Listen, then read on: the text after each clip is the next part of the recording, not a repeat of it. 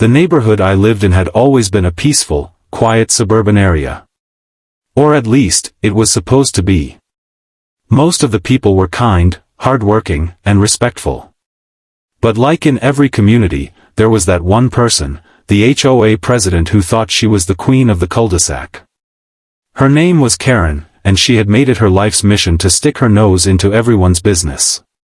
Karen didn't just enforce the HOA rules, she invented new ones, sometimes on the spot, just to feel powerful. If your grass wasn't cut low enough, you'd get a violation slip on your door. If you parked your car slightly crooked, she'd send an email with bold red text about neighborhood standards. If kids left their bikes outside for more than 10 minutes, she'd act like it was the end of the world. But her favorite subject of gossip, drama, and complaints? Me. See, I drove a bright red 1969 Ford Mustang, an absolute classic muscle car I had been restoring for years. It wasn't just a car to me.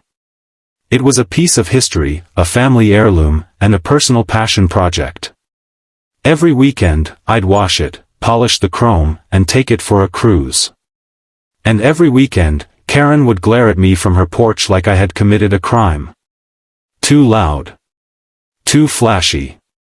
Too old to be parked in front of a modern house. She had a list of excuses, but the truth was simple. She hated that I owned something beautiful, something she couldn't control, and something her spoiled teenage son, Kyle, desperately wanted. Kyle was 17, lazy, and entitled, your classic, mommy buys me everything, type. He had already wrecked 2 cars his parents bought him, and yet, he strutted around like he was the king of the road.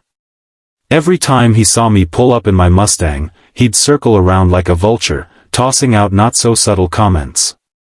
Man, that's a sweet ride. You should let me take it out sometime.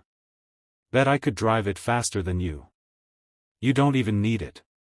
Why don't you sell it to me? I always brushed him off politely, but firmly. Not for sale, Kyle. Not ever. But Kyle didn't take no for an answer, and neither did his mother. One Friday evening, after a long week at work, I was in my driveway wiping down the Mustang when Karen stormed over, Kyle trailing behind her with a smug grin. Karen crossed her arms and started, we need to talk about that car. I sighed. What about it this time, Karen? It's a safety hazard. The noise disturbs the neighborhood. And frankly, it's unfair to flaunt such a vehicle when responsible families are trying to set a good example for their children. Before I could respond, Kyle cut in. Just sell it to me. I'll give you 10 grand for it. I almost laughed. 10 grand for a car worth 3 times that, if not more? Not happening. Not for sale, I repeated, keeping calm. Karen's eyes narrowed. Listen here, you're going to sell this car to my son, or I'll make your life very difficult. HOA regulations allow us to ban certain vehicles if they don't fit the aesthetic of the neighborhood. That's not how it works, I replied. The car stays. She huffed and stormed off, dragging Kyle with her. I figured that was the end of it. Oh, how wrong I was. The next morning, I was working on the Mustang again when I heard sirens.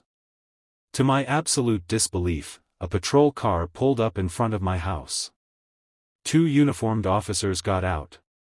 Karen and Kyle stood across the street, arms folded, looking victorious. One officer approached me. Sir, we received a complaint about a stolen vehicle. I blinked. Excuse me? Karen shouted from the sidewalk, that's my son's car. He bought it, and this man refuses to give it to him. He's hiding stolen property. Kyle chimed in, yeah, that's my Mustang. Check the VIN. I have the paperwork. Now, here's the thing, Karen and Kyle had no idea who I really was. To them, I was just another neighbor. But in reality, I was the chief of police in our city. I didn't flaunt it. I liked my privacy, and I didn't need the whole neighborhood bowing and scraping. But at that moment, it was time to reveal the truth. I looked at the officers, both of whom recognized me immediately. Their faces shifted from confusion to a barely contained smirk. "Chief, we didn't realize this was your address," one of them said quietly. Karen overheard. "Chief? Chief of what?"